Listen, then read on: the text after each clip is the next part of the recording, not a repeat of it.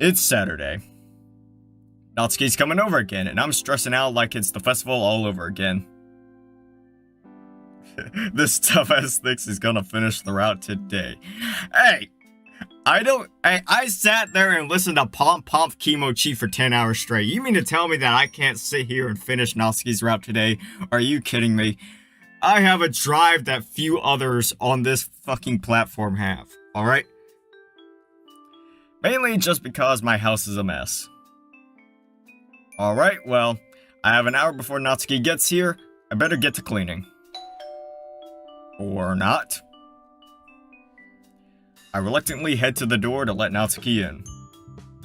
Hey! Natsuki, you're an hour early. So, what does it matter? Well, I step out of the way of the door frame and point towards my living room. I was going to clean. Was being the key word. Okay, I see your point. That is messy. Oh, be quiet. Natsuki laughs and jokingly jabs me in the arm. You have issues, you mean? Hey, I'm not denying that I have issues, but I'm just saying, I still have that drive, you know? It's about drive, it's about power. We stay hungry, we devour. Something about cock and balls or something, I don't know. It is sus month after all. Alright, well, come on. We don't have all day. I'm coming on you, Natsuki. That is going to happen. At least I wish it will. Natsuki steps inside and heads straight for the kitchen. She wastes no time plopping her bag of supplies down and getting straight to work. I bought everything we need, so we don't have to go out shopping this time. Yeah. What are we making exactly? I was thinking cookies this time. I love cupcakes, but let's switch it up a bit. Sounds good to me. Alright, you can do the frosting. I'll do the dough. Why can't I do the dough? Because I don't trust you with the dough. Besides, frosting is the best part of the cookies. I don't see why you're complaining. Alright, fine. Frosting. That needs powdered sugar and butter. And milk. Yes, and milk. How could I possibly forget that, Natsuki? Mix the sugar and butter first, then beat in the milk. Don't do it all at once. I hear ya. I definitely hear ya. I reach into Natsuki's bag and pull out the necessary ingredients. Trays are under the oven, by the way. I figured. Just making sure. I pull a large mixing bowl out of the cupboards and begin making the frosting. Sugar and butter, just like she said. Beat the milk. Beat the shit out of that milk. Once it's finally done, she grabs some pumpkin-shaped cookie cutters from her bag and begins making little pumpkin-shaped cookies. That's a lot less dough than last time. Oh, this is only for us. We don't have to cater for an entire crowd this time. Thank God.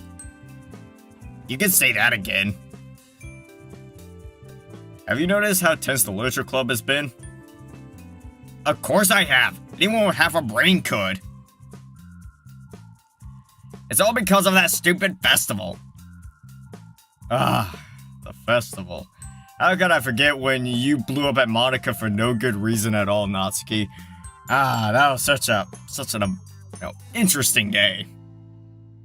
Like, what they cooking though? Or for gore? I mean, like, they said cookies, but I mean, I really don't know. They could be cooking anything, I don't know. They could be cooking crystal meth. We share a groan. Actually, yeah, while we're on the subject, I have to ask. Why would you side with Monika? Cause she didn't do anything wrong! Come on, I didn't think I'd have to explain this to you. That entire thing was all her fault, and because I'm the one who spoke up, I get all the blame for making that day crap? Like, no, that's not why we mad. We're not mad because you spoke up, we're mad because you put everything on her.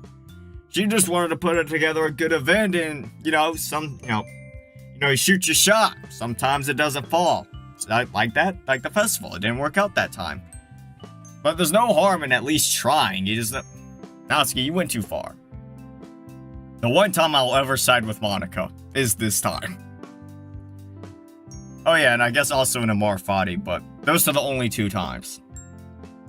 Natsuki's anger is starting to mirror that of the day of the festival.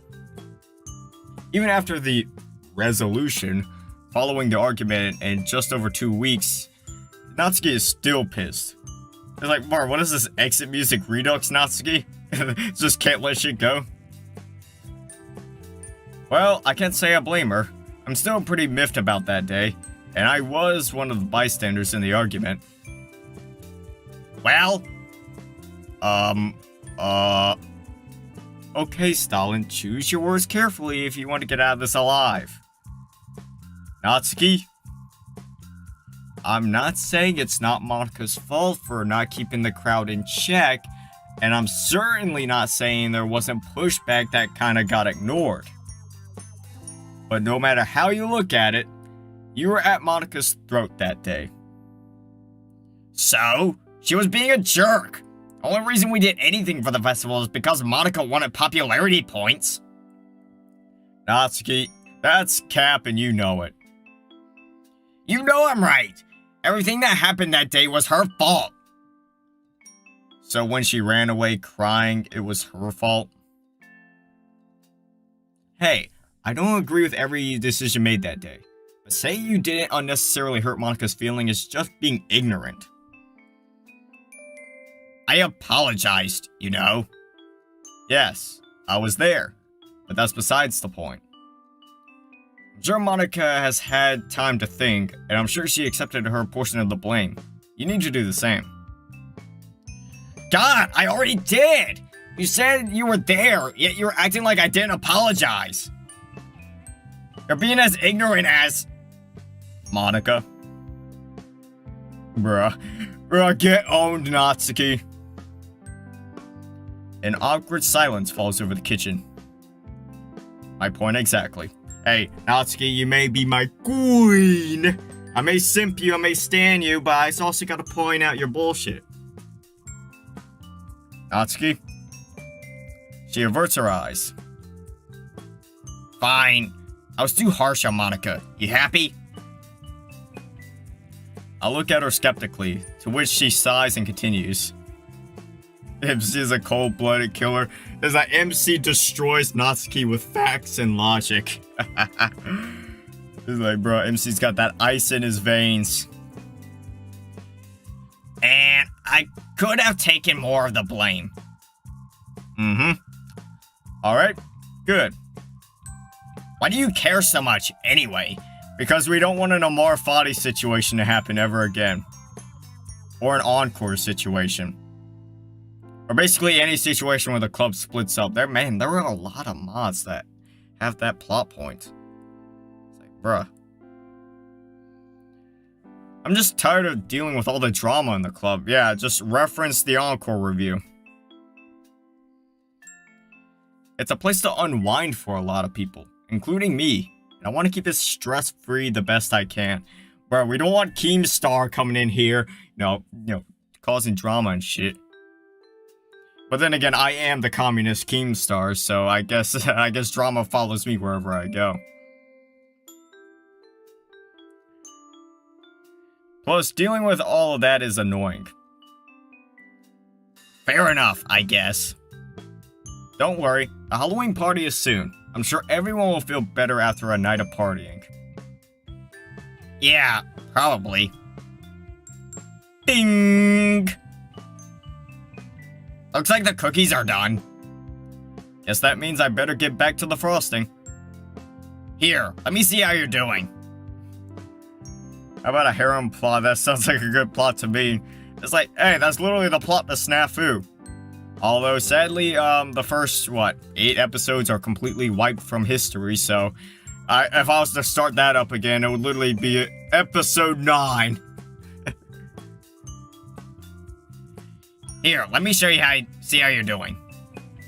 Natsuki walks over to my workstation and inspects the bowl. Not bad. Practice makes perfect, eh? Natsuki snickers and jokingly rolls her eyes. Add in the food coloring now. I'll get to work on the chocolate. On it. It took about 20 minutes, but Natsuki and I have finally frosted and decorated the cookies so they look like little pumpkins. With the sheet of cookies laid out on the table, Natsuki and I take a step back and admire our hard work.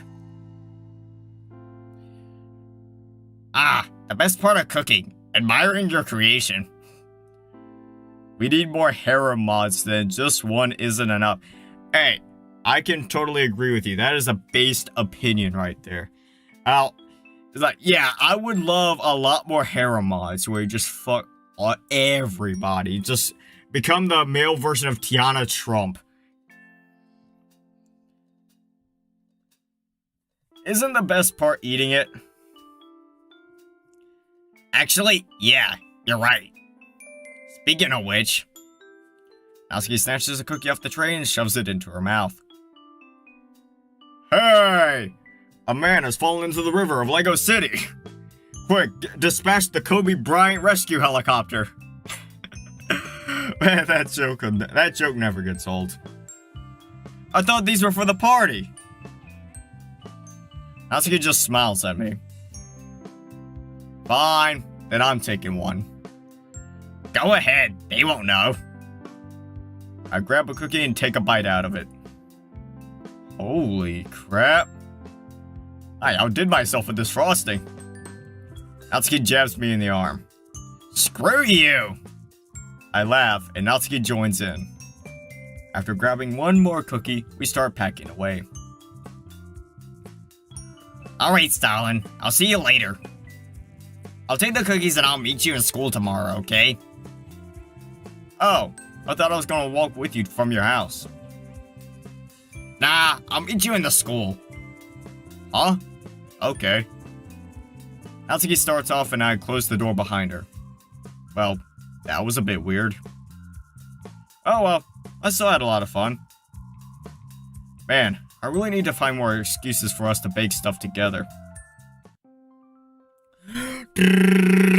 Transition! Man, it's been a long time since I've been able to do that.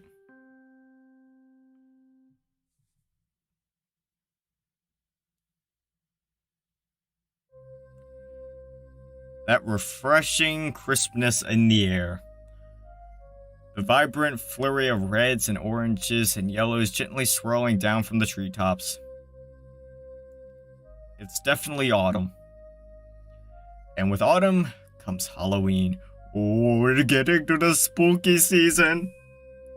Oh, you love that transition? I love it too. I feel like it's one of the best transitions in any mod that I've seen personally. While I'm not into horror as much as someone like Yuri, I've always enjoyed Halloween. Hey, I don't mind some spooky shit. It gives a good excuse to indulge in all things horror, not to mention prank friends and enemies. Man, Sayori and I used to go all out on each other when it came to Halloween pranks. Speaking of, she's late. As usual. Sayori! There you are! Hurry up or we'll miss out on all the fun! What? I'm going as fast as I can. I took a little nap after school, so I was putting on my costume. A little nap, huh? Yeah, I took a nap earlier. It was like 5 hours. Something tells me that this nap was more than just a cat nap. Well, you still look pretty nice at least. A cowgirl, huh? Liking the Halloween twist on it. Has a really cool vibe to it. You look great as well, Stalin. The Halloween party is really dystopian. I remember playing at 3 a.m. in the morning in my first run. Bruh. I haven't seen you in a costume for ages. You're really bringing back memories. Ah, thanks. Yeah, can you believe I actually put effort into this? I laughed to myself. There I was, thinking I'd outgrown Halloween, yet here I am. Well, you have to. It's Halloween after all. I just wonder what the others are going to look like. Her question lingers in my head as we make our way to school. Along the way, I spot a couple of other people, also dressed up. One guy doesn't look too out of the ordinary. Brown fedora, red and green sweater. It's his gloves that's the giveaway. It sports a row of blades. Upon closer inspection, his face looks charred and burnt. Impressive makeup, to say the least. Sayori flinches as she passes him. What? I don't like the look of that guy. I bet it'll give me nightmares. It's like, bruh, you can say that again. Whether that was an intentional pun or not is up for debate. Ooh, look at them, Stalin. I can't help but grin as I see what Sayori's pointing to. A group effort with one person in a brown Great Dane dog onesie. Bro, what? Next to him stands a nervous-looking guy with a shaggy brown hair, while a confident-looking blonde man leads the pack, accompanied by two women. It's a pretty big contrast from the costume we saw beforehand. The walk to school feels more like a parade with a variety of characters ranging from horror to cute, western to eastern. A creepy-looking pale girl with jet black hair covering her face ambles past us without a word. Sayori clings to me. Why do people have to dress up so scarily? Well, it is Halloween. I know. It's just that some of these costumes and the makeup are so convincing. I squeeze her hand gently. Sayori, they're just people having fun. Look, I'll say hello to the next one. You'll see they're just celebrating Halloween. Nothing to be afraid of. It's like, bro, MC, you better watch out. You're about to get fucking stabbed if... Oh, whoops. She doesn't look very convinced, but nods anyway. The next person to walk by us doesn't look too scarily. Kinda looks like a janitor, with dark overalls and an expressionless white mask. Sure, the mask is a bit unsettling, but at least he... Okay, never mind, he's got a huge knife. I called it! I fucking called it! Hey, nice costume.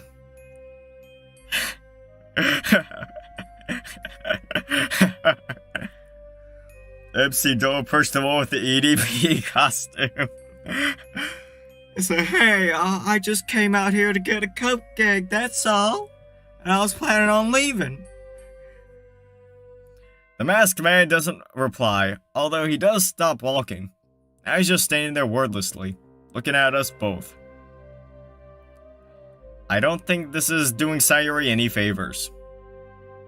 You, on your way to a party? No response. He tilts his head as his fingers fiddle with the hilt of the knife. Well, Sayori tugs on my sleeve as the man carries on walking. Maybe he was a mime. Sure, let's go with that. School grounds looks completely different at night. With the lights out and the usual noises absent, the whole building has a totally different vibe. I can't help but shiver slightly as we draw closer.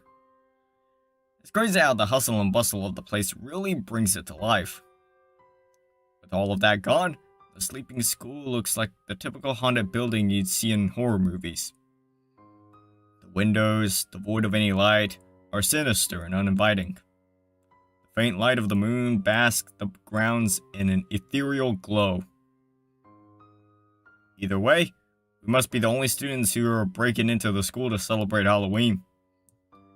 Hardly the most wild of places to break into, but the sight in front of me confirms that it's perfect for the festivity. Stalin? Don't tell me you're scared, Sayori. What, are you gonna cry? You gonna cry, you little bitch? Hey, you are too. No. I ain't crying. I ain't shaking at all. You see, I'm going there, damn it! I puff my chest out in a comedic display of faux bravado. Am not! She playfully rolls her eyes. If you say so. By the way, where are the others? Right behind you. I can't help but let out a yelp of surprise as the unexpected voices behind causes me to jump out of my skin. Meanwhile, Sayori is in a furious fit of giggles, shaking with laughter. Hey! A man has fallen into the river of Lego City. What's so funny? Don't tell me you weren't scared either. I saw her coming. Monika holds an expression torn between sympathy and amusement. Sorry, Stalin, but it was too good of an opportunity to pass up. You should have seen your reaction. I pull a face. Very funny. Nice costume, by the way. She does a twirl. Haha, thank you. I wasn't sure what to go with in the end. It felt weird, putting on a costume. I can't even remember the last time I did anything for Halloween. And of course, I just looked up and realized that, yes, this is the cursed Monika pose. I'm guessing this is the first time you've broken into school, huh? You shouldn't be proud of that, Stalin. Ah, come on, Monika. Where's your rebellious teenage spirit? You're a witch, after all. Aren't they meant to get up to mischief? Yeah, come on. It'll be a lot of fun. No one will find out. In all the excitement of preparing for Halloween, I totally forgot that Monika was a perfect student. I'm still distressed about the cursed sideways Monika. Hey, it still looks a little uncanny to me, I mean, I'm not gonna lie. But I've kind of gotten used to it at this point. But yeah, it still looks a bit strange. Even like 10 hours into this mod. The thought of breaking in, especially into school, must be completely foreign to her. Still, sometimes you gotta have a little fun. Today of all days as well.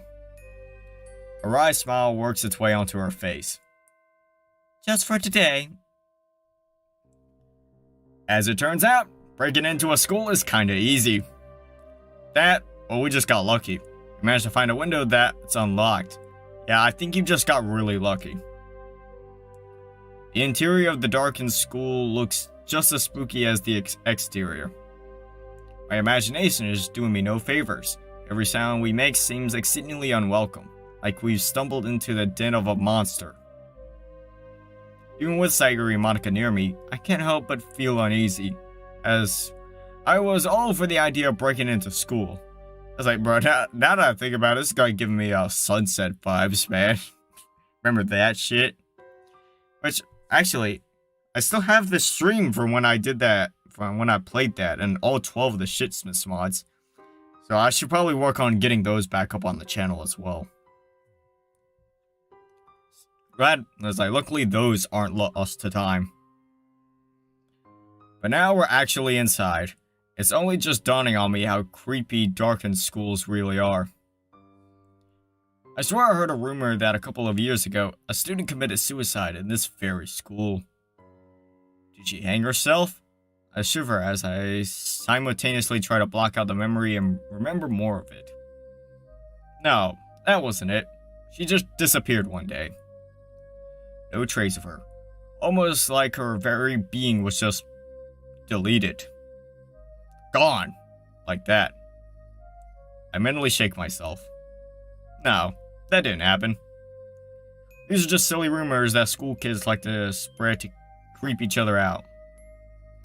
But a part of me can't help but imagine. What if that actually did happen?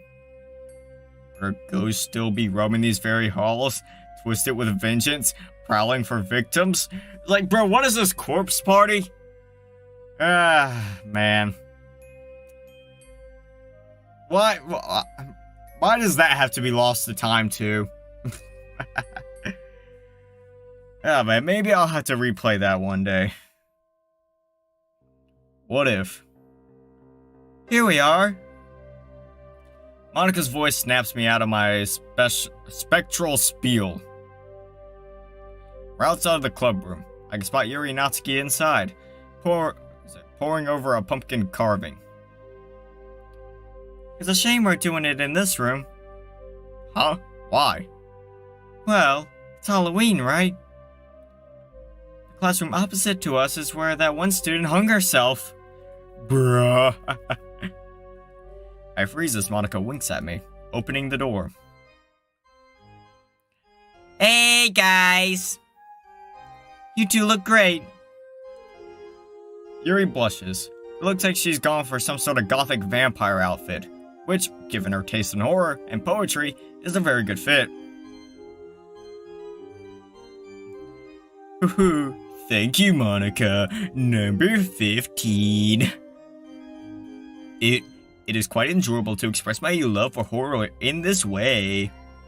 Poems are, of course, gratifying to write, but this makes a nice change. Sayori wanders over, trying to figure out what Yuri is meant to be. Are you, don't tell me, are you Queen Victoria? A vampire? Yes, a gothic one, in the vein of Anne Rice's vampires. Oh yeah, the scene where Yuri morbs all over the school hits hard. It's morbid time! It's just going around going, number 15. It's not too dark, is it? Relax, Yuri. It's Halloween. It's pretty much a day dedicated to horror. It's fitting. I really like yours as well, Natsuki. Pretty spooky. Bruh. Ooh, that should be your name for today. Sayori, where the heck are you? Not spooky. Bruh. That's your new name. It's super fitting. Natsuki looks at Monika and Yuri in a desperate plea. After getting no response, she sighs deeply and starts up again. Sayori? Yeah? That is literally the stupidest thing I've heard all day. Ah, come on, Natsuki, it's cute! Everyone but Sayori breaks out into laughter. Hey, that's super mean. Sorry. I'm sorry, but it's the truth. But it's cute. Exactly, that's what I'm saying. Natsuki, embrace it.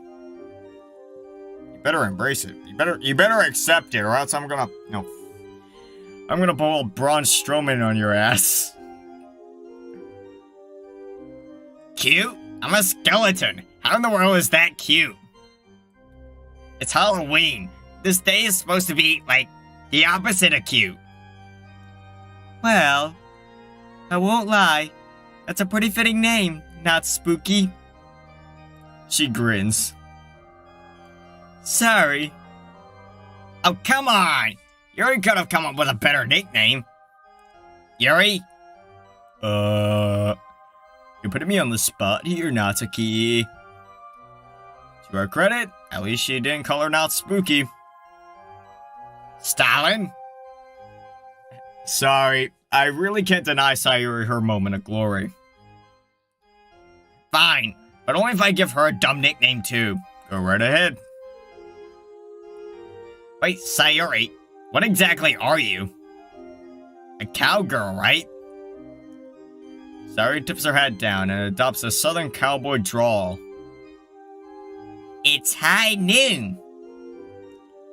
Well, not a very good one. There's silence for a moment. If you listen closely, you can almost hear the tumbleweed going by. Fitting for a cowboy, at least. Like, bro, don't mention cowboys. I love and hate the Dallas Cowboys with a passion.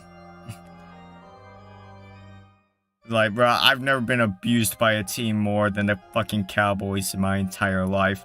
It's literally a fucking abusive relationship at this point. You expect great things from them, and then they just pull up Mike McCarthy and then just get absolutely fucked by bad coaching. Like, seriously, with all that high-end talent, how do you lose to the 49ers in the wild card round? Still beats me. Sayori. It's midnight. It's high moon then. You've been watching too many spaghetti westerns, Sayori. Spaghetti? Now I'm just hungry. Ooh, this is the part of the reason why I like Halloween. It really brings everyone together, even if the premise of the festivity is a bit dark. Number 14. I figured you'd like Halloween the most, Yuri. It's pretty much a day dedicated to horror. Although, it's pretty great seeing a skeleton, a cowboy, a vampire, and a witch all in the same room. Not exactly every day you get to see that. I just remember all the silly things we get up to. All the pranks, the scary movies. Yeah, it's pretty silly, but that's what makes it fun. Plus, I can't wait to scare you all with my ghost story. Bruh, Sayori, Natsuki, what do you possibly got that could scare me? The Great Savage Sentral. I've watched Euphoria 6 times. Bruh, I watched all of Elfen Lied. There's nothing you can do to possibly disturb me. It's gonna be the best. Ah, not spooky. Please don't make it too scary. We already passed a bunch of people in terrifying outfits on the way here. This horrible guy with a glove made of knives. Yuri smiles softly. No surprise she recognizes the character. I mean, who wouldn't?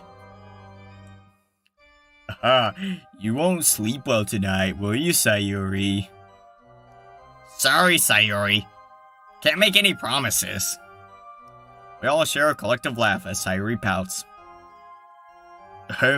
Speaking of festivities, I brought something that I believed would contribute to the intoxicating nature of the mysticism of Halloween, number 14. It's rather decadent, but since it is a special occasion, Yuri slides a slender black wine bottle out of her bag. Yes! Its glass takes on an alluring shine beneath the fluorescent lights. I was able to find a nice Chianti, if that's how you even say that.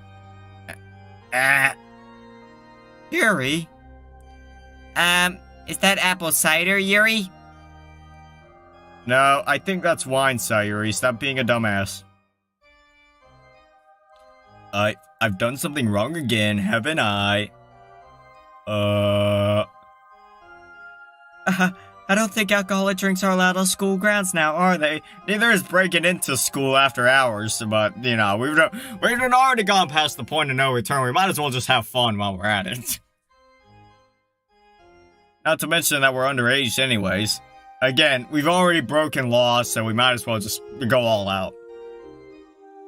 Although that's never really stopped anyone from drinking. I'm sorry, I just thought that given that we're trespassing anyway, I don't know what I was thinking, and now the atmosphere is ruined, too. It's fine, Yuri. At least you didn't bring it to a regular club meeting. Just be careful not to let anyone catch you with it. I have to admit, though, you're the last person I would have expected to bring something like that here. You're must be under the influence of the witching hour or something. There was still an hour or so until the witching hour. You know what I mean. Hey, it's okay. It'll just add to the story. The story? Yeah, the story that we'll be telling people later about tonight. Hey, you better leave that not spooky stuff out of it. Nope. Sayori! Not spooky. Alright, cut it out, you two. To be honest, though, I am a bit curious about how the wine tastes. Oh, come on, Monika. Aren't you supposed to be the responsible one here? You're right. She casts a wistful gaze at the wine as she says that, though. Sayori and Natsuki seem to be glancing at the bottle curiously as well, while Yuri hesitantly stows it back into her bag. Okay, everyone. Let's move along with the main events, shall we? Who wants to share the poem first? Bra momento. Alright, who are we sharing with first? Well, actually, why am I even asking you that? We already know the order. Not spooky! Oh, there's no, like, talking in between. It's just, here's the poem. Good, read it. Anyways, here's gonna be my rendition of Natsuki's The Dark. Sometimes I lay awake at night, sitting in a room devoid of light, and think about the monsters waiting in the dark. I can't even imagine what they look like. Maybe sharp claws and skin lined with spikes. Maybe a mouth that could swallow me whole. Maybe red eyes that could pierce my soul. They could eat me right now if they wanted, yet they wait, waiting for me to close my eyes, waiting for me to dream of the light, waiting for the perfect moment to strike. But now I'm thinking about the monsters, and I'm still lying awake, in the dark. Bruh, spooky. Yeah, I know, it's not great. Actually, I quite like it, Natsuki. It's pretty obvious that horror is something out of your comfort zone. But you did an exceptional job at combining your style of writing with horror. Fear is a very complex emotion, so it's a challenge putting it into simple words, but I say you did it quite well. I would have to agree with Monika. Even though I still think your writing style is complete shit, this poem is at least good. Fear isn't something that is meant to be completely understood. The complexity behind what a person fears and why they're afraid of it is almost unfathomable. Your poem is about a fear of the dark, or more specifically, a fear of the unknown, yes. Yeah. Just, I don't like not knowing what's there. I don't like not feeling safe. My poem is about how your imagination plays tricks on you when you're in the dark. You know there's no such thing as monsters, but like, you can never be completely sure. That's what scares me, that uncertainty. I can relate. As I was saying, it's certainly a feat encapsulating something as complex as fear into 4 simple stanzas. Natsuki smiles proudly. What can I say? I'm good at what I do. Yeah, well done, not spooky. Sayori, if you say that one more time, I'll... Anyway, moving on. Alright, we already know who's next on the totem pole. Sayori time. Alright. Here's gonna be my rendition of Sayori's My Old Friend.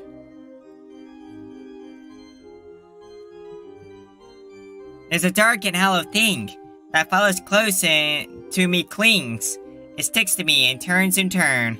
When I spin and round and discern, in the dark, in the deep, the faintest shape that it keeps. It goes away when sunlight shines, the sunshine sweet and warm and kind. But does it really? Is it gone? Or does it secretly keep on? Is it really hiding there? Staring from beneath the chair? Glaring from atop the stairs? Nowhere but yet everywhere? In the corner, in the gap. I stare in and it looks back. Weighing down. Draining out.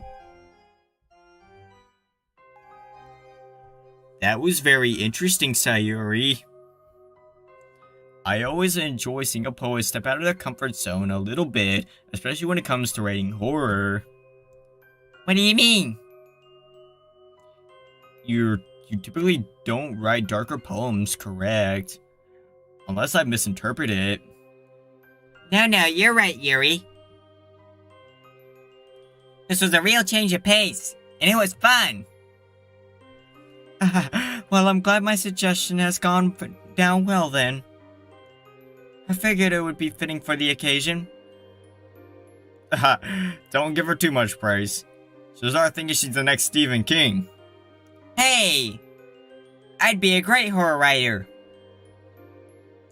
Actually, no wait, I wouldn't. I'm not a big on like, actually scary stuff. Makes sense. What's this poem about anyway? Ooh! Well, it's about whatever you think it's about. Are you trying to sound like Yuri? No, silly. I didn't write it with a specific thing in mind. It could be about whatever you fear the most. Hiding away, always there, never leaving. Even when you think it's all sunshine and rainbows, it never truly goes away. So, it could be whatever you think it is. A terrible secret, a scary monster, a childhood fear of the dark. It could be made up. Or it could be real. It doesn't just scare you. Maybe wherever it is drains you as well. Bit by bit. And what makes it scary is knowing it's always there. Holy crap. It's safe to say that no one expected that from her. The temporary silence in the room confirms that. Natsuki frowns, evidently nonplussed about what she just heard. Okay, now you're just making up words. Nonplussed? No, I'm looking this up. I'm not. No. This just no way.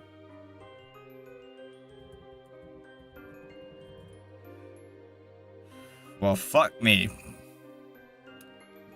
Nonplussed. A person surprised and confused so much that they're unsure of how to react. Right now, I am nonplussed about the fact that nonplussed is actually a word. Even the cool, calm, collected Monika looks a little taken aback. Yuri, on the other hand, smiles contently, seemingly unfazed by the sombre explanation coming from Sayori's mouth. Sombre! Wow. Okay. It's not just me who didn't see that coming, right? Laughter fills the club room. I mean it, Sayori. Your use of metaphors and use of darker thematic imagery was very refreshing to see. Just do me a favor and don't turn into another Yuri, okay? Natsuki. Kidding. It was great, Sayori. Ah, you guys. Who wants to share their poem next? Well, Monika's always gonna be last because fuck Monika. All my homies hate Monika. It's like, yeah, fucking great. I gotta read this. Alright. Wait, what? This says sombre again. Isn't it supposed to be somber? Like, alright, well, what? Fucking whatever. Anyways. Here's my rendition of Yuri's Ethereal. Somber sounds of midnight malice float around at chastised chalice, riding otherworldly winds. Letters form... Fuck! I always hate reading Yuri's fucking handwriting. Let's see. Letters torn from nails pinned. Okay. A looming figure takes my hand, leading me through with sympathy canned, cumbersome ways side my shoulders with the severity of falling boulders. Their words are muffled by lament, false reassurances, fails to death. Okay. The fierce facade of fleeting fears. Time is lost, no longer here. Cobalt nerves, fractured soul, with the luminescence of coal. Clacking footsteps from below. Echo, echo, echo, echo. Yuri, never give me another poem to read ever again. That's all I gotta say. Or at least write it in script. For a moment, the room is silent. As in, what the fuck did we just listen to? Whatever. Oh no, I went too far, didn't I? No, it's just the kind of thing we were looking for. Would you like to tell us what you were thinking when you wrote this? Okay. Yuri takes a deep breath. It's a bit hard to describe, but sometimes there are nights where my mind just seems to be full of noise. Nights where I can hear. She trails off absentmindedly. Did she get caught up in her own poem that much? Hey, Earth to Yuri! I'm sorry. I didn't mean to get sidetracked. It's okay, Yuri. Don't feel like you have to rush. Yeah. Oh, yeah. Take your time. Right. Well, as I was saying, I wanted to try and capture the feelings one might have on a bit of a dark night. Wait, aren't all nights dark? It's a metaphor, Sayori. I think Yuri is trying to talk about when people are going through a difficult time. That's right, Stalin. The dead of night can be very fickle. It can be a peaceful time as the world around us winds down. Sometimes, being alone with our thoughts can be terrifying. This poem was an attempt to reclaim some of that darkness. Well, I think you did a great job with that, Yuri. Yeah, I really liked it. You did? Thank you. Who wants to share them poem naps? Oh man, so many options. Oh. Well, this is definitely a lot here. Anyways, here's my rendition of Monika's Revere. I wake up, cold, black night, silent and still. I fall to my knees, splinters in my hand. Dust in the air, cold. Where am I? I reach for the light I need. Is it there? The switch is pressed. I feel the warmth on my face, and my hands, and my arms, and I wake up. It's dark all over. Cold. Silent and numb, I reach my hand out. I have no eyes to see, but I can feel it. I press the switch. The warmth fills me. The dark comes again. I die again. I wake up. Noise in my ears. Voices. Cold. I reach out and feel. Nothing. Where is it? Wasn't it real? Wasn't it here? Everyone reaches, but nobody can touch it. The dark comes again. We all die again.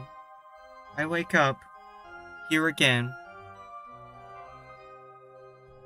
Monika bows a little bit after she finishes, mull over what she's read. I really don't get it. That sounds like something Yuri would have written. Oh, is that a bad thing? Of course not. What does reverie... Oh, it's reverie. What does reverie mean? I don't think I've heard it before. It's an English word that means something like having a pleasant daydream. But it comes from a French word that means madness. Appropriate for Halloween, isn't it? Monika smiles, looking a bit more sinister than normal, somehow. How cultured! Yuri looks a bit distressed at the implication of Natsuki's sarcasm and the idea that Monika's poem sounds like something she might have written. Do both meanings relate to the poem? You could say that. What do you mean? It reflects on how a blissful act can make pain go away. For a little while. Alright guys, all your poems have been pretty good so far. But just you wait until you hear my poem. An evil grin stretches across my face as I whip out my own poem. Hoo-hoo. If you're this confident, I'll be looking forward to your recitation. Number 13. Did you put extra effort into this one, Stalin? Well, not quite. What's that supposed to mean? It's not a poem that I wrote myself. Stalin? But I promise you that it's very appropriate for this occasion. This is the poem that has an urban legend attached to it. Supposedly, if you read it out loud, you'll be cursed or that something tragic happens to you. Maybe even death. What? Stalin? That's so scary. I know, right? It's great! This poem is titled Tomino's Hell, written by a poet named Saijo Yaso. And it just so happens that this is the poem that I'll be reading to you all. At this very moment. Stalin, don't do it. What if something really bad happens to you? Yeah, right. It's called an urban legend for a reason, you know. Emphasis on legend, as in something that's not real. Still. I'd like to see the data on all the people who've read the poem so far. And statistically speaking, it's likely that something tragic will eventually happen to you anyway. I find that there's always some element of truth behind these stories, though. Of course, this truth might not reflect the literal meaning of the stories and legends. However, there's likely a message behind the legend. Yeah, I'm not gullible enough to believe any of this stuff, though. Alright, guys, let's settle down. You can all voice your thoughts after I read it, okay? Alright, time to read this shit.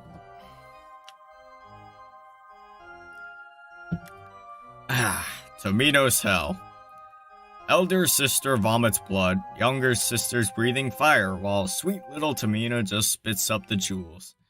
All alone does Tomino go falling into that hell, a hell of utter darkness without even flowers. Is Tomino's big sister the one who whips him? The purpose of the scourging hangs dark in his mind. Lashing and thrashing him all... What the fuck does that say? But never quite shattering. One sure path to Avisi, the eternal hell. Into that blackest of hells, guide him now, I pray, to the golden sleep, to the nightingale. How much did he put in that leather pouch to prepare for his trek to the eternal hell? Spring is coming, to the valley, to the wood, to the spring chasms of the blackest hell. The nightingale in her cage, the sheep aboard the wagon, and tears well up in the eyes of the sweet little Tomino. Sing, O nightingale, in the vast misty forest. He screams he only misses his little sister. Bruh. His wailing desperation echoes throughout hell. A fox peony opens its golden petals. Down past the 7 mountains, its 7 rivers of hell, the solitary journey of sweet little Tomino. If in this hell they be found, may they then come to me, please. Their sharp spikes a punishment from Needle Mountain. Not just on some empty whim is flesh pierced with blood-red pins. They serve as hellish signposts for sweet little Tomino. Oh, hey, Fit. I see you, man, here, man. Did you get a new mic? Yeah, yes, I did. I said that at the beginning of the stream. I picked up this Blue Yeti mic at Walmart yesterday. While I was there, I also picked up a fucking external hard drive, 2 terabytes, so that way I can store all the videos on there. So that way, if we have another channel deletion situation, yeah, we'll all be covered. It's like, it sounds good. Hey, thanks, man. I've been tinkering with the mic for like the last 2 days. Oh, not last 2 days, the last 24 hours. So yeah, nice to know that it does sound good. Not sure if it's just me overthinking it, but I feel a strange chill running down my spine after reading that. Well, I read it, so does that mean I'm like cursed to die or something? Well, I guess we'll find out. If I drop dead on stream, we all know why. But if I do, it was nice serving y'all, comrades. Stalin! That was seriously too scary. Ha, it was alright. I should probably downplay it, at least for Sayori's sake. Haha, I have to agree with you, Sayori. It had a very creepy, old-fashioned feel to it. After hearing that, I wouldn't doubt that something bad looms in your future. Monika! Personally, I found that poem quite beautiful. Of course, it's certainly eerie, but there are a lot of symbols and metaphors that I could pick out just from hearing that one reading. Of course you could, Yuri. You're literally an android built by Google that's going to take over the planet. I think I'll have to look into this poem more in my free time. Number 12. Psst, you guys think that was scary? It was pretty meh in my opinion. The poet was clearly trying too hard to be edgy and smart. Bruh. If I may respectfully disagree, the tone and word choice of the poem matches its content. It's not written that way simply to be edgy. After all, if I understood it correctly, Tomino was banished to hell for murdering his own parents. Wow, that's a bro moment. Eh? How'd you get that out of the poem? Well, it mentioned that Tomino is on his way to Avicii, the lowest of hells in Buddhism. Bruh, how would anyone expect to know that? I'm not Buddhist, I'm not cringe. I'm based. I was like, although those fucking Buddhist monks, bro, they could literally be lit on fire and would not flinch. So maybe they are based, who knows? Maybe I should convert to Buddhism. The beating your father gives you is apparently too bad too, but since you have it's like, hey bro, I don't take Natsuki slander, but the way she's been acting in this mod so far, I'll let it pass. She's been acting kind of like a bitch, not gonna lie. It's like killing one's parents is one way to get you sent there. Oh well, whatever. I still don't like it. Hey, you don't have to like it, bro. It doesn't mean, like, bro, it's cringe or anything. Well, you guys can agree to disagree. But whether you like the poem or not, you have to agree that it and the legend attached to it are pretty interesting, right? I mean, I guess. Stalin, I'm gonna have to keep a good eye on you from now on. You know what, Sayori? How about you just come and watch me as I sleep? You know, you can just install cameras all throughout my house. Would you like that? Just in case the legend comes true. Sayori, there's probably a bigger chance that something bad will happen to you first, given how clumsy you are. And all the numerous fucking buildings you set on fire. Oh man, 12 children died that day, Sayori! Hey! A man that's fallen into the river of Lego City! How many times are you gonna scream hey? You're just basically asking me to set up that joke. We all share a laugh, with Sayori joining in after a moment of pouting.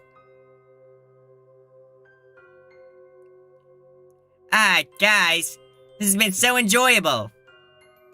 It's fun to scare your friends with silly pranks, and dressing up is also lots of fun.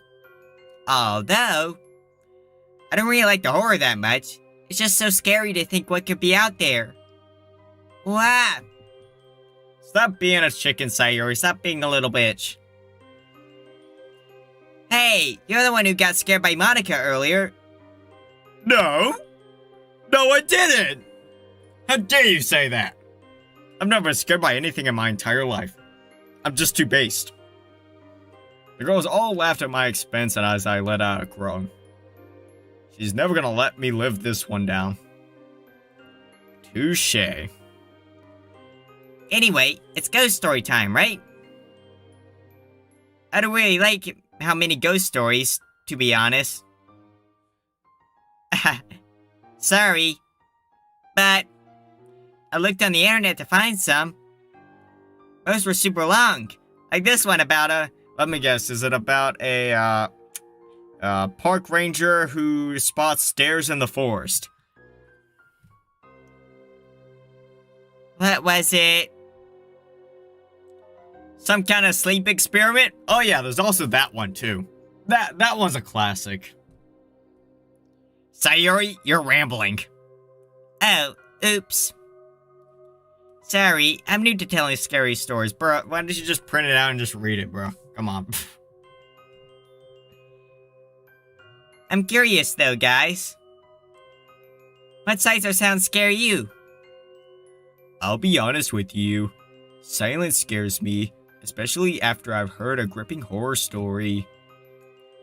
Is it just me or it's just me who finds reverse music really creepy? My piano teacher showed me a few reverse pieces once. It just felt wrong to listen to. Especially when they're vocals. Bruh, like when you listen to Led Zeppelin's Stairway to Heaven backwards. You start hearing things that aren't there. I don't know. Come on, Natsuki, there has to be something out there that creeps you out. My dad. You'll just laugh. He won't. She's right, Natsuki. We've all shared. What is it? Natsuki averts her eyes, talking to the floor. The noises that children's toys make. It's like when I'm home alone and I think of like a Jack-in-the-Box playing by itself. It creeps you guys out too? I'm with you. I always found something to do with children scary, especially in the dark. Especially black-eyed children. The sounds of babies crying, for example. Normally is annoying, but if I heard it in the dark and there was no one else around, I shiver. Well, it's fitting you mention that, Stalin. Don't you remember that argument we had on Halloween, back when we were like 10?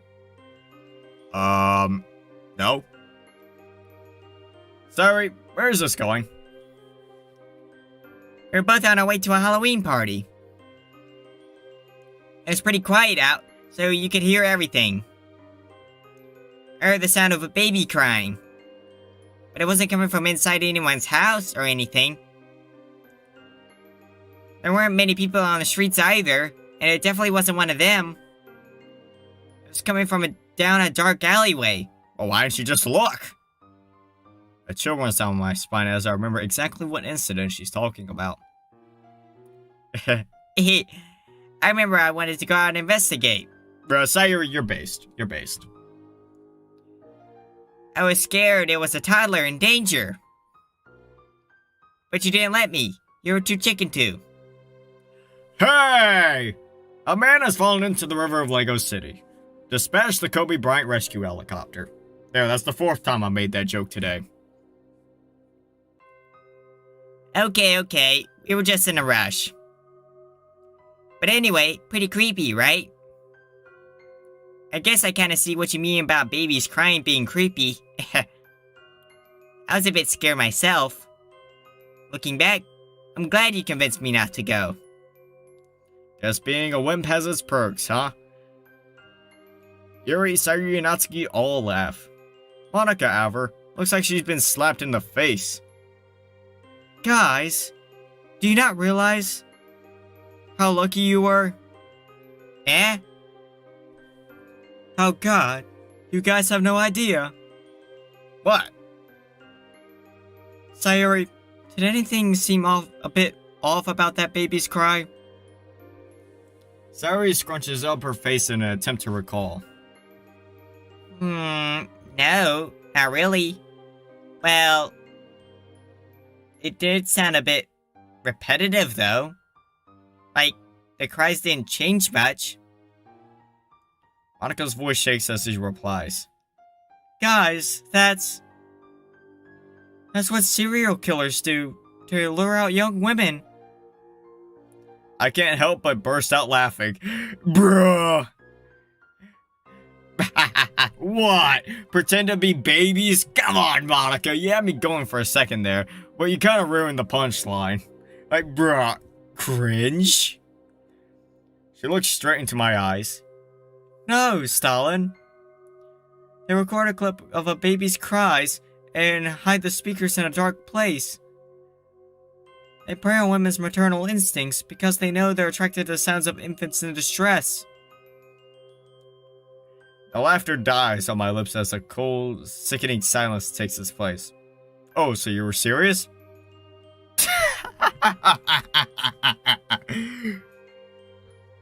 Just starts laughing even harder. Oh my god! That's why the cries didn't sound natural. They were just recorded a small segment and replayed it over and over. It all makes sense now. The unnatural cries in the dark alleyway. A meticulous, calculated effort to ensnare an unsuspecting victim. Wait, hang on. Didn't Miss Kasumi go missing around that time? Miss Kasumi used to teach Sayori and I a long time ago. What happened to her exactly? Sayori shrugs. We were told she moved away suddenly to work on a different part of the country, right? People used to spread really scary, horrible rumors about what happened to her, but they didn't really make sense. Hang on. She had a child of her own that year, didn't she? Oh god, she did.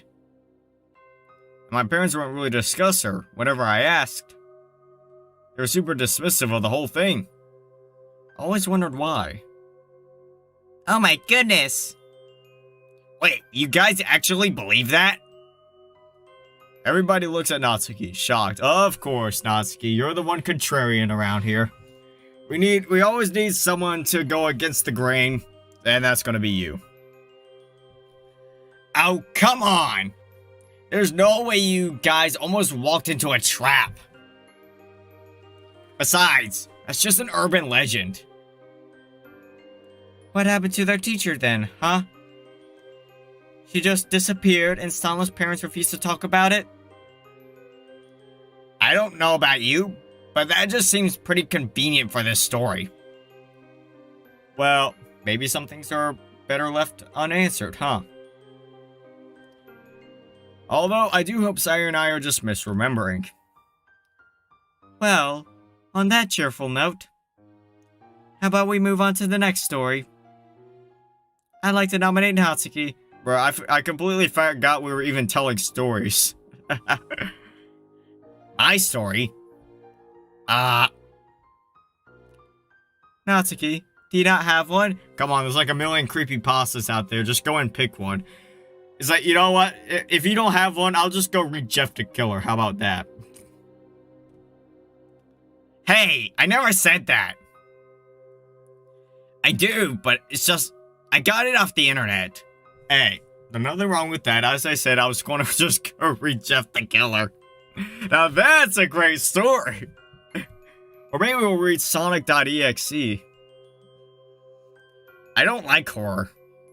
So if it's bad, it's not my fault, okay? Natsuki clears her throat.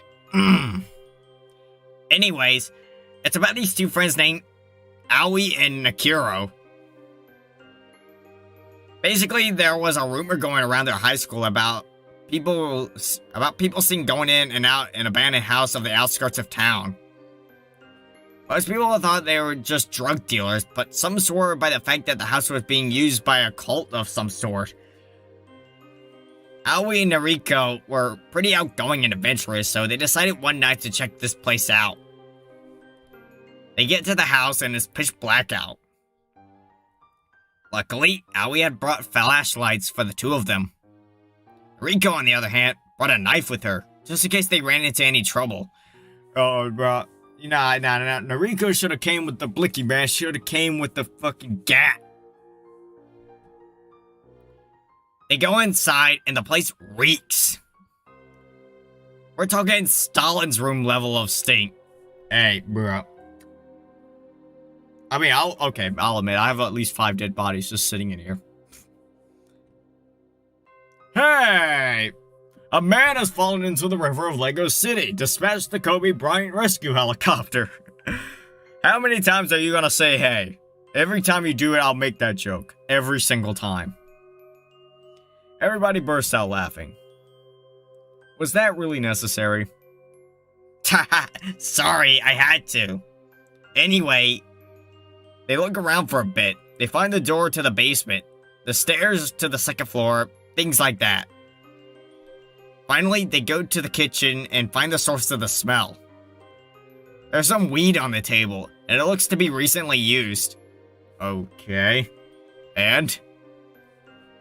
This confirms Aoi's suspicion that it's just a drug dealer and she wants to leave. Noriko, on the other hand, still wants to snoop around for a bit. They get into an argument with each other, with Noriko calling Aoi a coward because she thinks Aoi wants to leave ever since she's afraid of all the rumors. Then Noriko goes, yeah, well, if you're not afraid, then go down into the basement. Aoi gladly accepts and walks over to the basement door. As soon as she opens it, she feels a sharp pain in her back. Before she can react, she gets pushed down the stairs. She tumbles down the stairs, and when she hits the bottom, she realizes she can't feel her legs. It's like, bruh. Her vision is blurred, but she can barely make out the figure standing at the top of the stairs with a knife. Last thing Aoi hears before she passes out is Noriko's footsteps as she descends down the stairwell, and an old grizzled voice says, "This one will do nicely."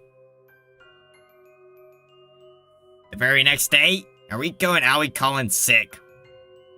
It's kind of a shame, really, because they miss out on all the talk about how someone heard strange animal-like growls coming from the old abandoned house on the outskirts of town.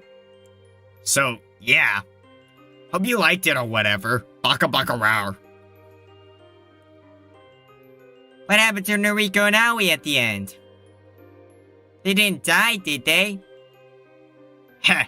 Use your imagination.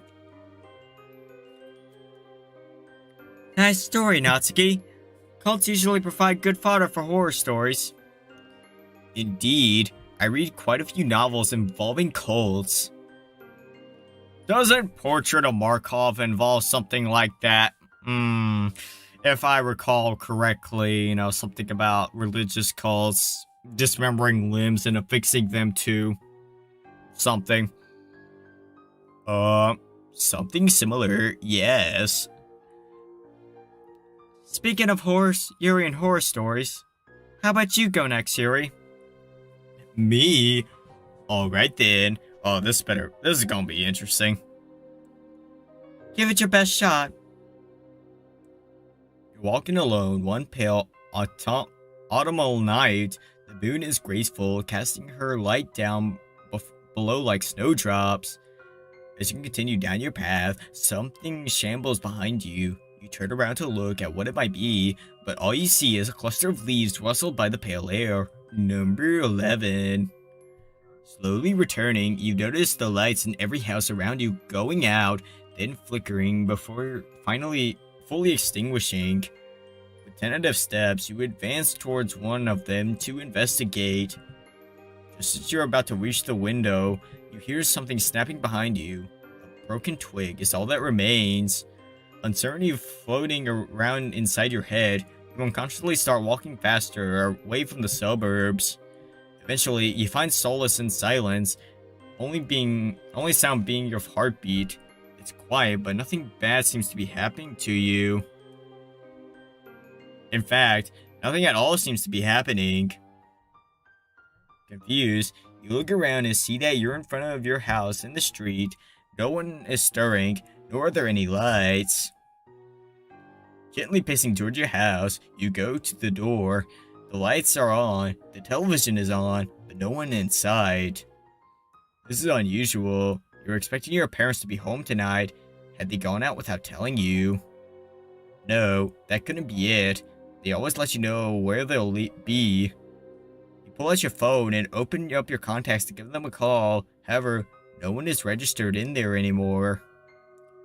No matter how hard you try to remember, you can't call out to them. Suddenly, there's a heavy knock on the door. You peer through the keyhole, but see no one there. Another knock. Another.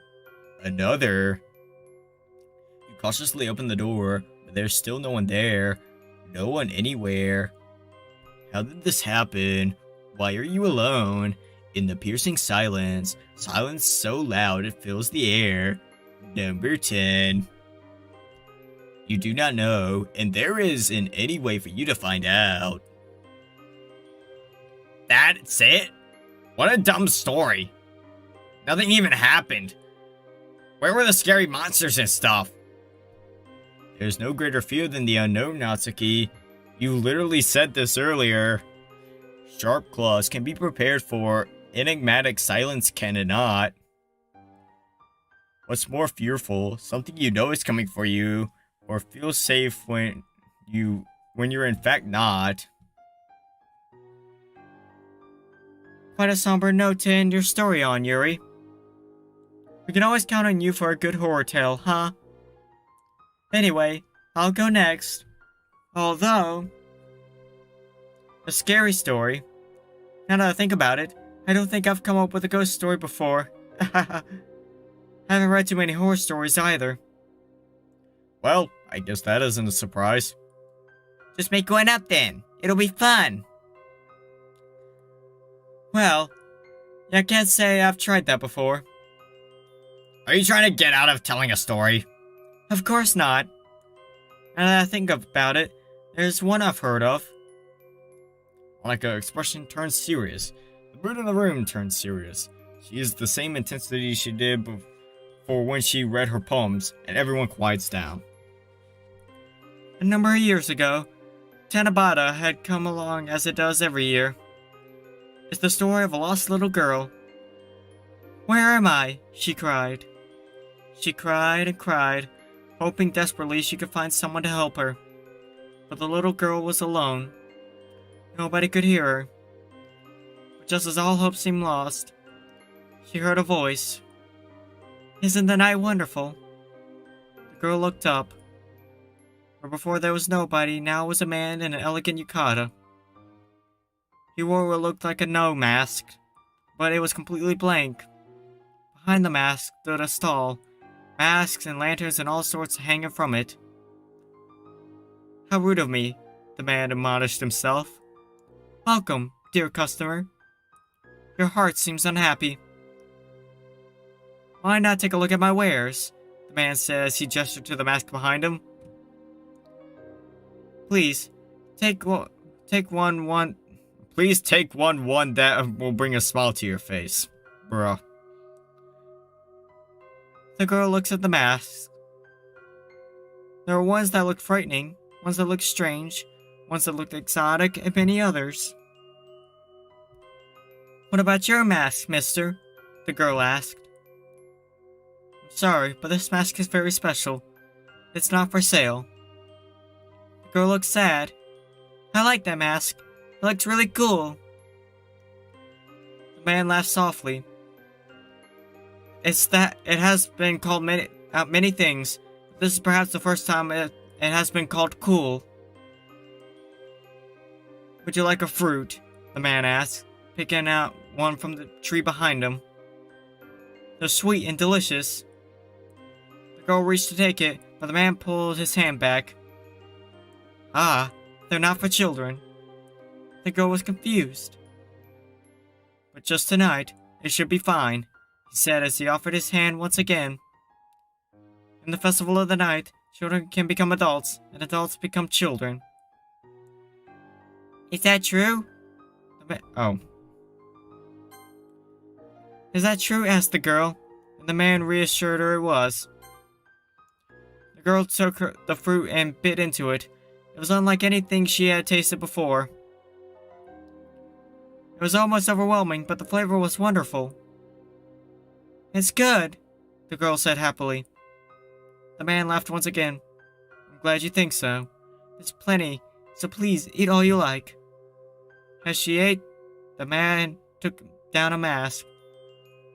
What about this one? The girl took the mask. It looks like me, but she looks like a princess, the girl said in awe. Do you like it? Please, take it. But what about money? Asked the girl. I don't need money. Instead, I would like to be friends. Is that okay? Of course, the girl agreed. From now on, we're friends. I'm glad, the man said with gratitude. Why not put on your mask? The girl did so. She was overcome with a strange feeling. Why is it? She asked. Ah, at last. Long have I dreamt of this moment. My dear, my Eve, my only friend. The man smiled beneath his mask as he spoke, as the light of the stars began to fade. For it is the festival of the night where children become adults, and adults become children. Let it be known. Another unconventional horror story, I see. Haha, yep, I guess monsterless horror stories are more popular than you think. I rather like the mysterious tone myself. It's very reminiscent of the style of Asian horror stories. You guys have a weird sense of what's scary. Haha, I mean, this story isn't necessarily meant to scare you to death. Spirits don't have to just be frightening, you know. Well, it is Halloween. Aren't you supposed to be scary today? But Halloween is fun too, not just scary. Alright, you guys, break it up. Let's just all agree to disagree again. Monika smiles gratefully at me while Natsuki shoots me a disgruntled look. Anyway, guess it's my turn to tell the story. So this is something that actually happened to a friend of mine. Oh, really? Yes, really. So it happened to Sayori then? Huh? The story's about me? Is that true, Stalin? What? No, it's not. Let's just get on with the story, shall we? Right. Anyway. So this friend of mine lived alone in an apartment building.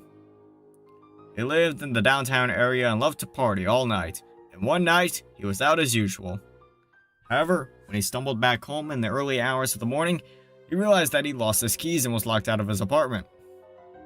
So he ended up having to call his landlord, who was pissed at having to wake up in the middle of the night to let him back in. But in the end, he was able to get home safely, so that's all that matters, right? I can certainly relate to that comforting feeling. Right. But when he got inside, he noticed that his keys were actually on his nightstand. So he didn't lose them after all. They weren't an extra set that his landlord lent him? Nope. He was able to recognize them by the keychain he attached to it. So, that's it? Pretty much, yeah. Tell them the entire plot of Euphoria. Now that's a real horror story that'll traumatize them. You know what? Yeah, how about this? Here's, you know what? How about let's have my, version of scary story time. Here's the plot of Euphoria. How do I even tell the plot of Euphoria? It's literally a visual novel. Let's see. So it starts off like, have you seen the movie Saw, right? Where it's like, people trapped in a trap and shit, and they have to do shit to get out, usually involving chewing off limbs and shit. Well, let's say you get like 5 or 6 girls, I think it's 5, and you get one dude who's like has an insane rape fetish or something, and you say, okay, that one dude, you're gonna rape all these girls, all right? And so, yeah, and that's the only way you're getting out of here. So, Mans actually does it. It's like, and I remember watching the hentai. As I said, I've seen it 6 times. The first time watching it on my own, the other 5 times just traumatizing other people with it. And each episode involves like a different person, right? So it's like first episode is like, you know, the childhood friend. It basically be the sayori of the group. It's like, I don't know, second episode would probably be like the yuri of the group or something like that. And episode 2 is, you know, very interesting indeed. Let's see. And they're trapped in like this facility, right? And they have to do. The guy has to rape like these girls in order to get out, right? It's like I couldn't even watch the first episode whole. Wow, you couldn't even watch the first episode whole, bruh. But anyways, so they do all this shit, right? Each episode involves raping a specific girl, since it's like, you know, a what if scenario. It's like, because it's based on a visual novel, right? And it's, you know, choice based. So you can literally choose which girl you wanted to rape. And the hentai had to basically make some liberties of how it would portray this. So each episode is based on a different girl. And what happens. So, let me think. Oh my gosh. So the first 3 episodes, I think, involve, you know, normal shit. You know, he rapes a girl, they get out. I believe 4th episode is where it starts to get quite strange. Actually, 3rd episode. 3rd episode is where it gets strange because this dude literally, like, the girl he rapes in this one actually really likes it or something, or is like part of some sort of cult about, like, you know, bearing like the savior of the world or something. So she actually wants this shit. So, at the end of that episode, she just straight up kills him. I have no idea why. She just straight up strangles this dude. I mean, he deserved it, but still. 4th episode, as the teacher. He pretty much rapes the teacher in this one, but they end up escaping the facility and living in paradise, where he gets his harem of thotties that he pretty much gets to fuck all day long. 5th episode is on some human centipede type shit, that's all I have to say. And 6th episode basically follows up with the 3rd episode with that girl, and basically gives the whole plot of, like, you know, the whole cult shit and everything and how that operates. So yeah, that's pretty much the basic, very basic rundown of Euphoria. I don't, doesn't really even begin to describe the entire story, but it's, I'll just leave it at that. Like, bro, the toilet scene? Yeah, the toilet scene, man. I like how the Doki's emotional on point with the way you're telling the story. Just like, what the fuck? But yeah, the toilet scene is why I said, like, episode 2 is like the bro moment of the entire series. But yeah, if you think that's bad, Elfen Lied is also pretty bad for just a regular anime. But I feel like we should get back to this. Pretty much, yeah. What's so scary about that? Guess you haven't realized it yet, huh? What do you mean? The apartment was locked when he got back, right? Yeah, I got that part. But his keys were still in the apartment. So how do you suppose he locked them in? Huh? Well, I mean, like, he could just, like, turn the lock on the door from the inside. Like, he didn't have to actually lock it from the outside.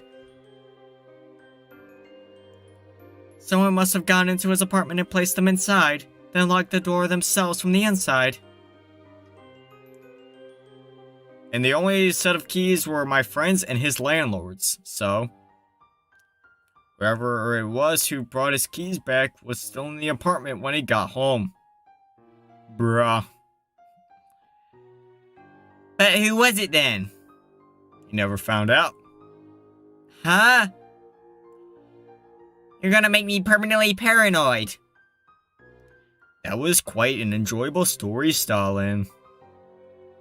Although it was short, the realization at the end definitely made up for that. Plus, the story calls on the real fears of things like squatters, stalkers, and killers. Who knows? Maybe one of us has a squatter living in our own home, hidden away, never to be found. Well, that would be crazy. Stop right there. I don't even want to think about it.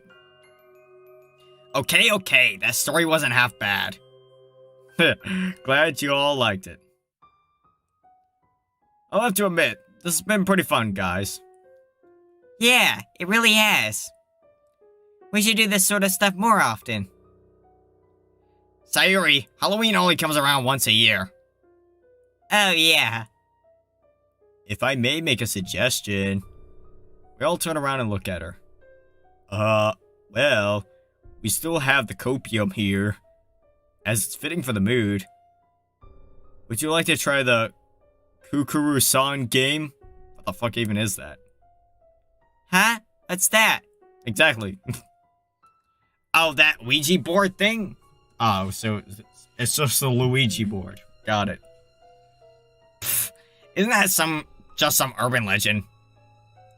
Only if you believe it, Natsuki. Ouija board stuff, huh? On one hand, although it's not very hard to scare me, I'm a bit skeptical about ghosts. Although, I've heard from a lot of people that messing around with the dark arts is a dangerous business. I mean, we're in a dark school late at night with no one else around. If we really did open a portal for the malevolent spirit to enter our world, who knows what could have happened. Nah, that's a bit too far-fetched. At least if the spooky ghost kills me, I won't have to do that math homework I've been procrastinating for a week. Seems a lot more tempting now.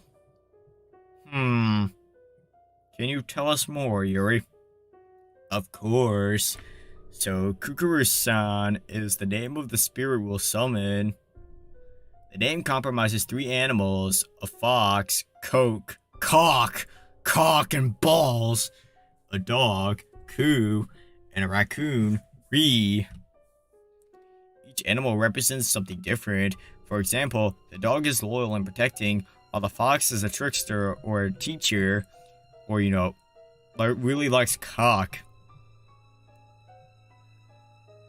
You can ask Kakuru-san different things. You can ask who loves you, whether you'll become rich, etc. Hang on! You can ask it anything? A devilish smile crosses her face. Why don't we ask Kakuru-san when we're gonna die? Yuri looks aghast, nervously fiddling with a strand of hair. Natsuki, those are questions you shouldn't ask, and that's one of them. Nah, come on, Yuri. This is the perfect time for it. I don't think you realize what you're getting into. There are many stories of people messing around with the spirits, all ending with awful consequences. Ah, come on, Yuri. Besides, it's part dog. If it's trying to possess someone, we can just throw it a stick. Throw a stick for it. Haha. Also, it's a Shinto spirit, not a demon or ghost. Not Spooky is the one wearing a bone outfit, and we all know dogs love bones. So it's just for her. So it's just her who has to worry. Natsuki would have made a wonderful Medusa with a death glare like that. Well, seeing as we're already broken in and have some illegal contraband on our hands. She shoots a wink at Yuri, who ducks her head down, blushing. Adding an animalistic wraith into the mix. Well, might as well. Yay! That's the spirit. Sorry, I'm surprised you're on board with this. Okay then. Let's begin with the preparations. With the ritual set up and the candles dimmed, we're ready to go. We also had to open a window, which, according to Yuri, allows spirits to enter and exit. The ambient noises from outside permeate the room, adding to the atmosphere within. So, what happens now? Place a coin on the red gate. The torii is where the spirit enters and exits. Now everyone, please place your index finger on the coin. After a bit of crowding, we managed to squeeze the tip of everyone's finger onto the coin. Be careful not to let go of the coin, or else you will literally be fucked. What happens if we do? Please don't. Fine. Let's get on with this already. Alright. Yuri visibly composes herself and continues. Kakuru-san, if you're here, please move this coin. At first, nothing happens. Just as Natsuki thought, a silly urban legend. No way. There is no way the coin just moved. My eyes have to be playing tricks on me. The coin, initially on the red Tori, slowly slides across to yes. Ooh! Did you guys see that? Even Natsuki's in a state of disbelief. Alright, who did that? Real jokester you are, very funny. The crickets outside can be heard, clearly in the silence that follows. No one steps up to claim responsibility for the coin's movement. Wow, so that's how it's gonna be, huh? Whoever it was, just tell us already. More crickets. Fine, I'm not bringing cupcakes anymore until someone admits to it. But not spooky. Stop calling me that! I bet it was Yuri. She's the one who suggested this. Me? There's no way. That would go against my programming. I would never. Number 9. Bro. Oops. I guess Yuri is a scaredy cat. It wasn't me either. Yeah, Sayori's a scaredy cat too. So that leaves Stalin and Monika. Natsuki, have you considered that maybe, just maybe, it really is Kakuru-san moving the coin? Yeah, right. There's no such thing as ghosts. Kakuru-san is a spirit, not a ghost. Same difference, tomato, cockballs. Well, all I have to say is that I didn't do it. Natsuki's skeptical glares causes me to hurry on. But I know that there's got to be some sort of scientific explanation for this. I can't seriously witnessing the paranormal, can I?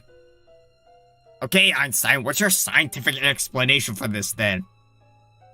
Cock and ball torture. I'm working on it, okay? Uh-huh. It has to be one of us doing it. I know. Why don't we ask Kakuru-san something that Stalin and I couldn't have known? Given that you seem to suspect us the most. Okay then, Sayori, ask it something. But what should I ask? I don't know, anything that Stalin and Monika couldn't have known. Ooh, I know.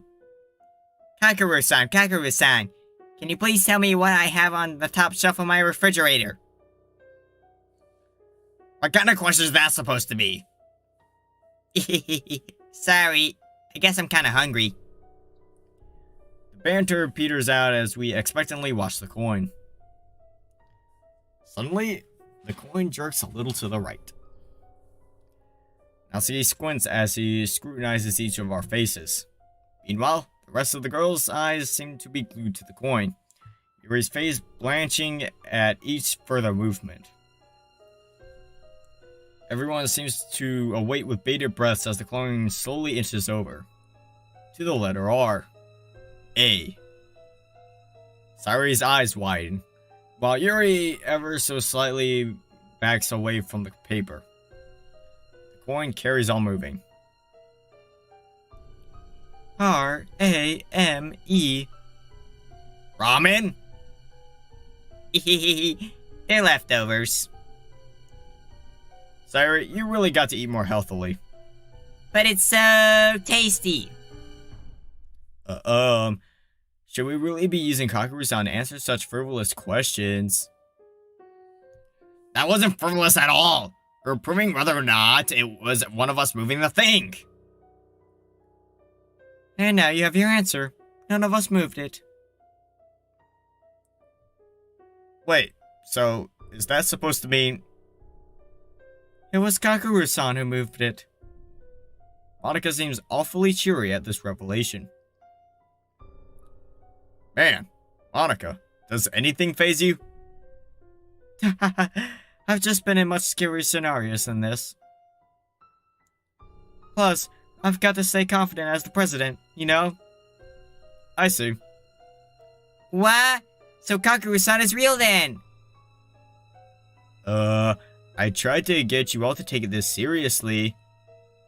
I mean, you really can't blame us for thinking that this was all fake. I do still think there's a trick to this. Natsuki. Whatever. If you want us to take this seriously, then I'll take this to serious places, alright? Natsuki. Kakuru-san, what is the date of my death? Yuri throws me a frightened look as we all wait for the coin to move again. Her finger feels cold as ice against mine.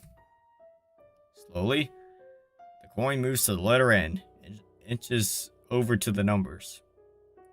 31, 10, 2018. That's...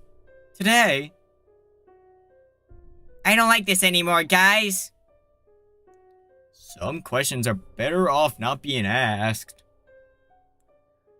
That can't be true, right? Kakuru-san, what about the other girls in this room? The coin doesn't move. I'm gonna go to the bathroom. Don't you want to know the date of your own death? Yeah, like some piece of paper and a coin is gonna tell me that. You looked pretty scared earlier. Shut up!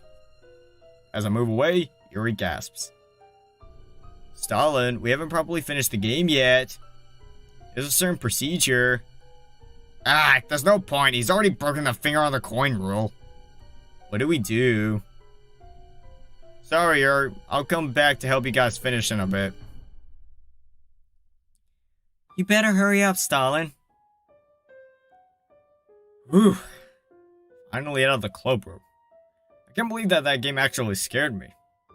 Although, I'm curious to know who it was who rigged the game. It had to have been rigged, right? The bathroom is pitch black when I open the door, save for the faint moonlight glinting off the bathroom mirror. The contrast between the darkness and the shining glass dazzles me for a moment until I notice it. The dark figure within the glass that's standing completely still. All the urban legends that I've heard involving mirrors begin to rush through my head. Some instinct inside me stops me from moving, as if doing so would stop me from being noticed.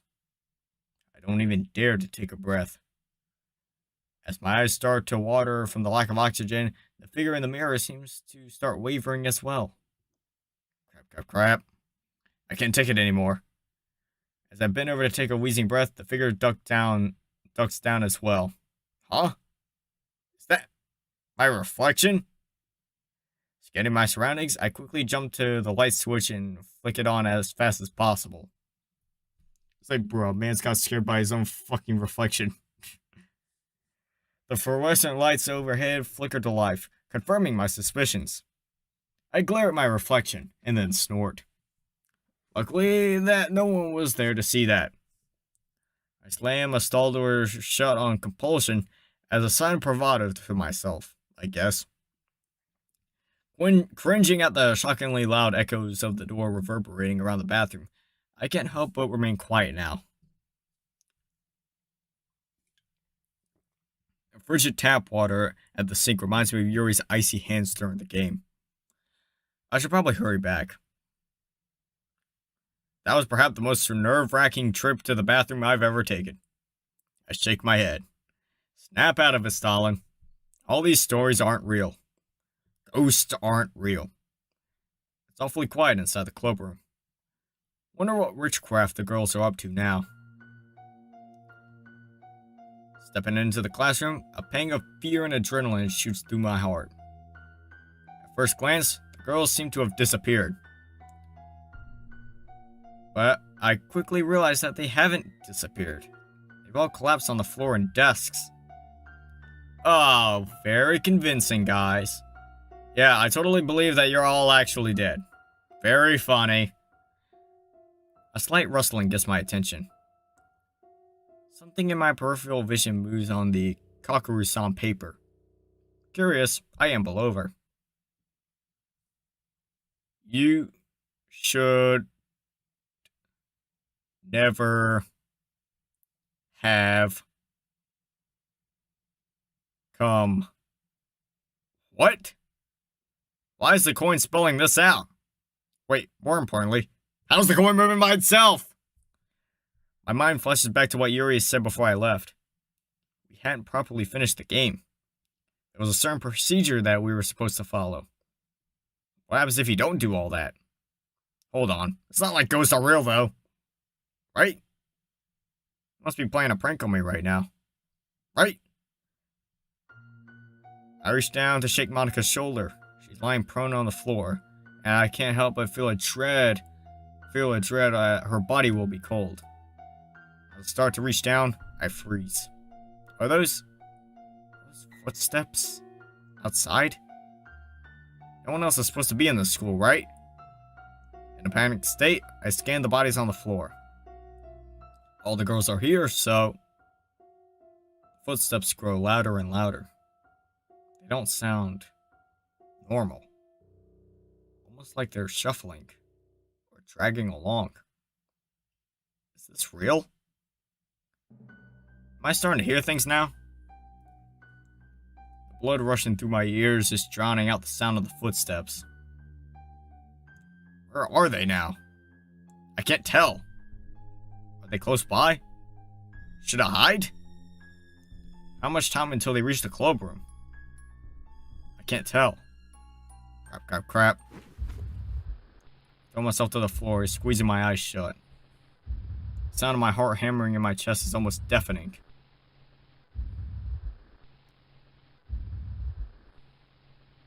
Over the drumming of my heart, I hear it. The footsteps stopping right outside of the clubroom. Please don't open the door. As the door rattles opens, there's an awful, sickening silence. Until someone, or something, breathes.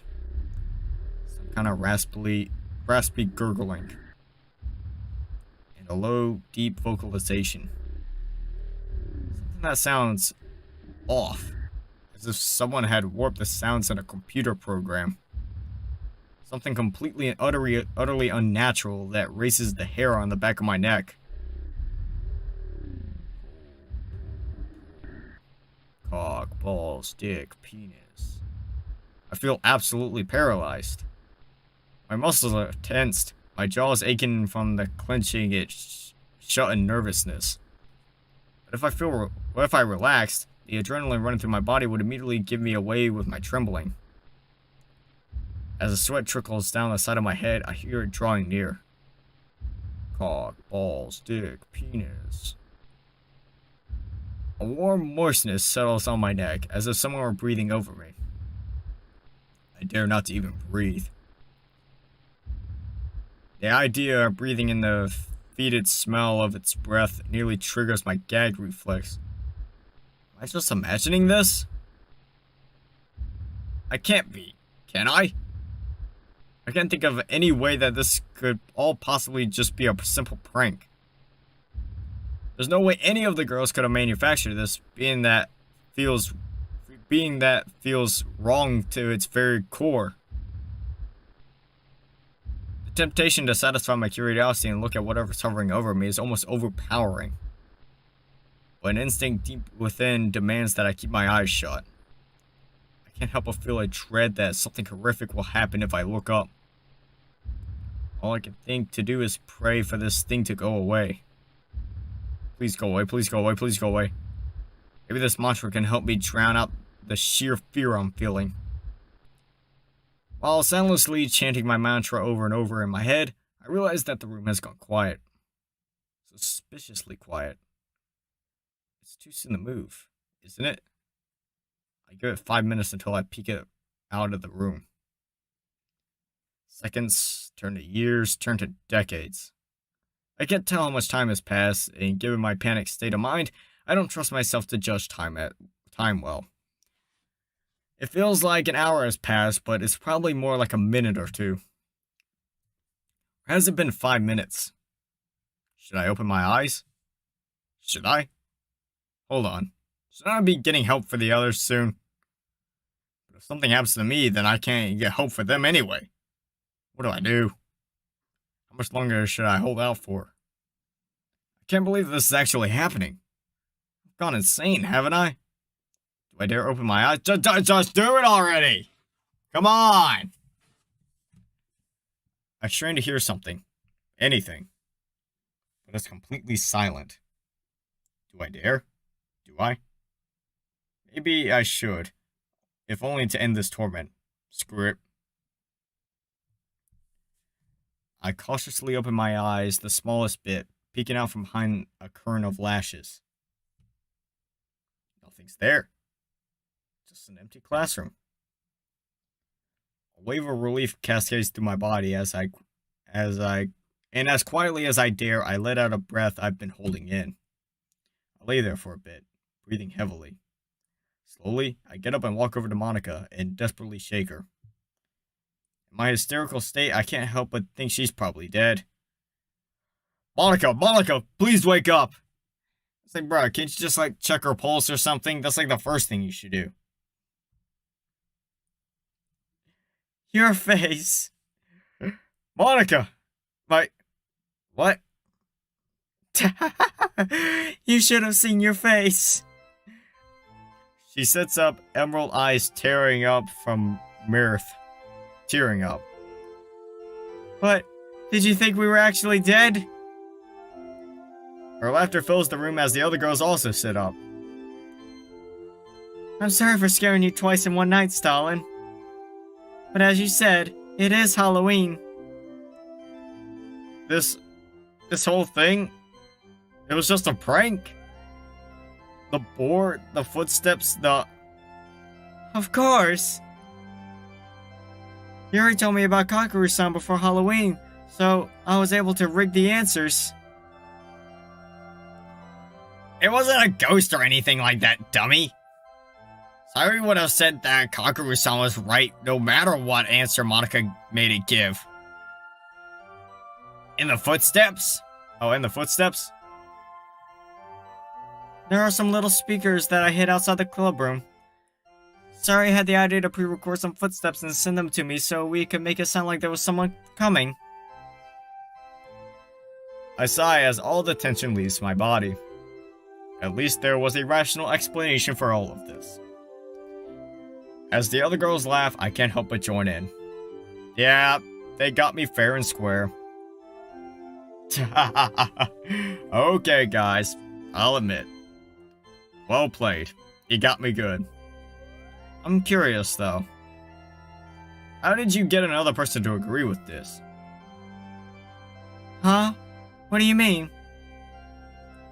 Come on, guys. The game's up. I know it's just a prank. No, seriously. What do you mean? Are you really gonna keep up the joke? You know, the guy who came inside while I was on the floor. It's all gurgly and raspy and kept making these noises.